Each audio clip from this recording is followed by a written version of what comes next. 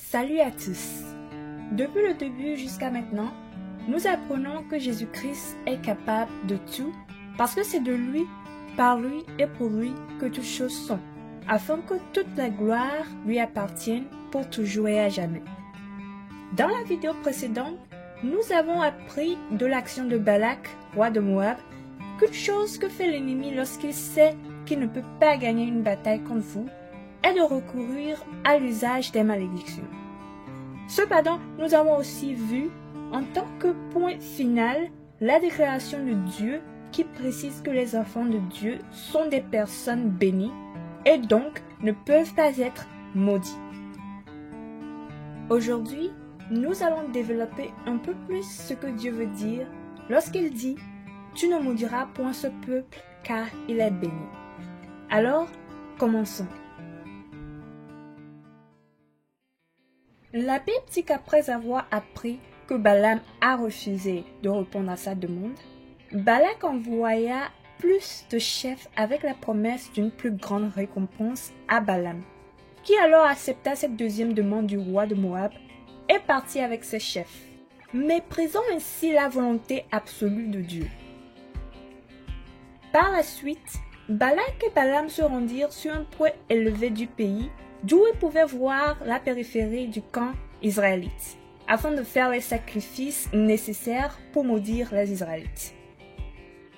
Maintenant, pour voir comment les choses se sont déroulées lorsque le moment fut venu pour Balaam de maudire les Israélites, allons dans la Bible dans le livre des Nombres, le chapitre 23 du 8e au 10e verset qui se lit comme suite.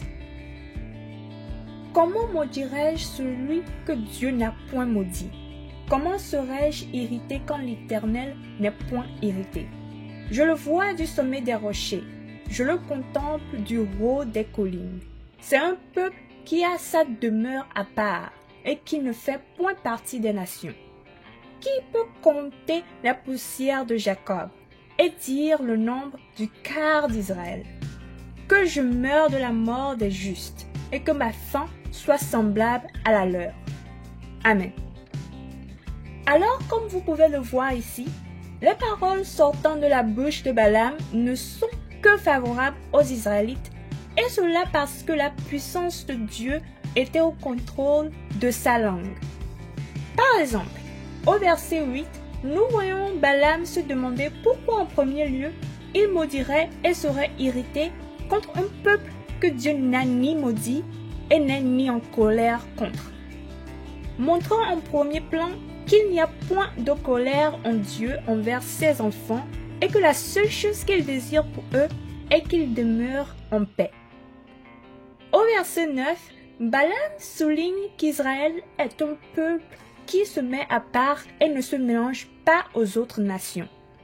Une information très importante car elle met en évidence que la principale caractéristique qui apporte tant de gloire et de bénédiction aux enfants de Dieu est que leur style de vie est complètement différent de celui du monde.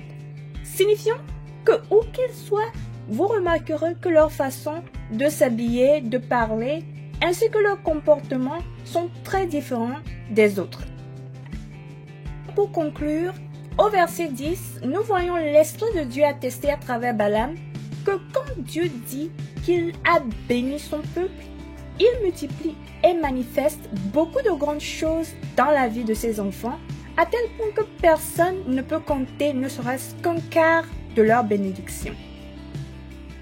Et leur fin est une chose que l'on souhaitera avoir parce qu'ils accompliront convenablement et glorieusement leur séjour terrestre.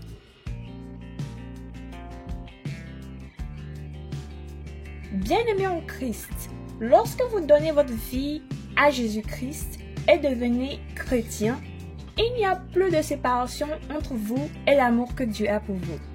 Cela signifie que lorsque vous vous efforcez de vivre une vie juste selon ses instructions, une vie différente de celle du monde, il n'y aura aucun moyen pour que la colère de Dieu bouillonne contre vous au point que les malédictions prononcées contre vous soient effectives.